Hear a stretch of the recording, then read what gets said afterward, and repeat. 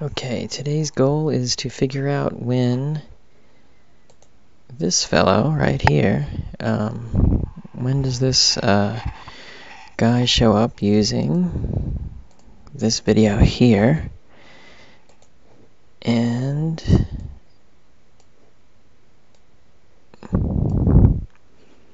matching these patterns here. Let's see how I continue.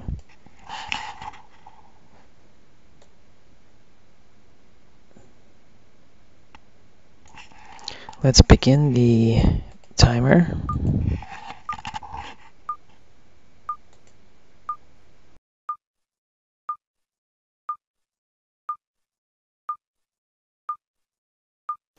Let's talk about the simultaneous war games that were taking place on 9/11. This, of course, has been much more talked about, and there's a lot more research on this. But you raise an interesting point in your paper that I was not aware, that Richard Clarke, in his book, referred to Vigilant Guardian, the exercise that most researchers know was taking place that day, as Vigilant Warrior, and that, by NORAD code words, actually means something specific with regards to that war game. Tell us about that.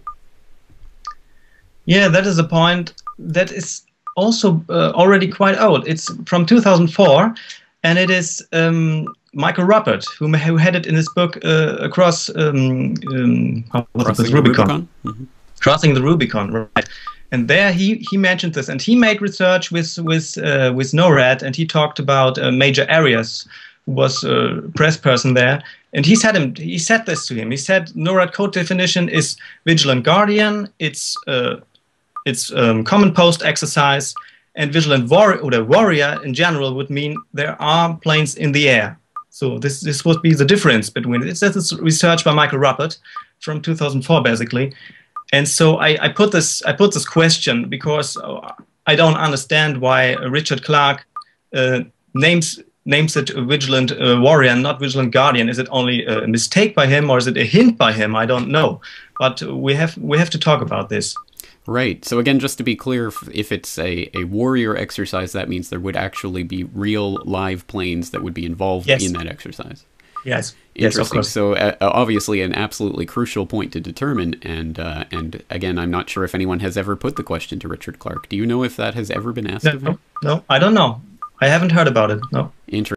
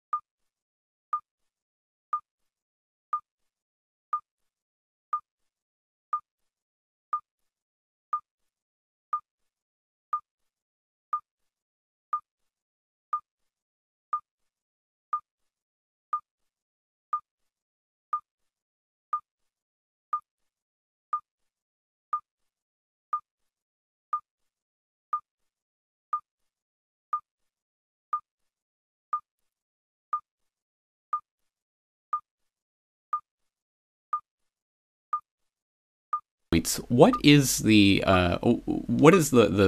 point to raising these points? Surely they must have been covered by the 9/11 Commission, and they must have been explained. For example, NORAD said that the war games on 9/11 actually helped improve their defense that morning. So can you put into words, why is it important for us to actually raise these questions at this time?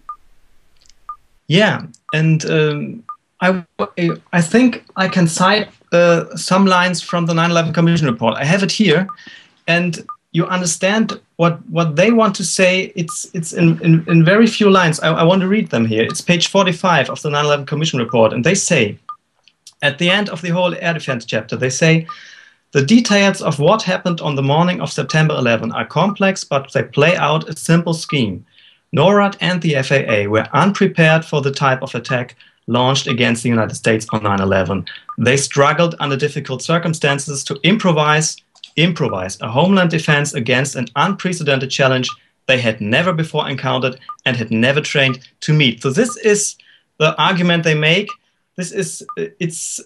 But interestingly, the facts don't base this claim. It's only a claim. It's a story. They say they had to improvise. That's the core of their story.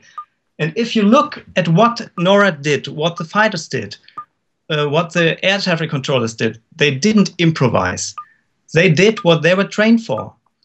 And what's all about the points we talked about before the last minutes, you see, they did what they trained for, but they were obstructed. There was communication breakdown. That's no coincidence.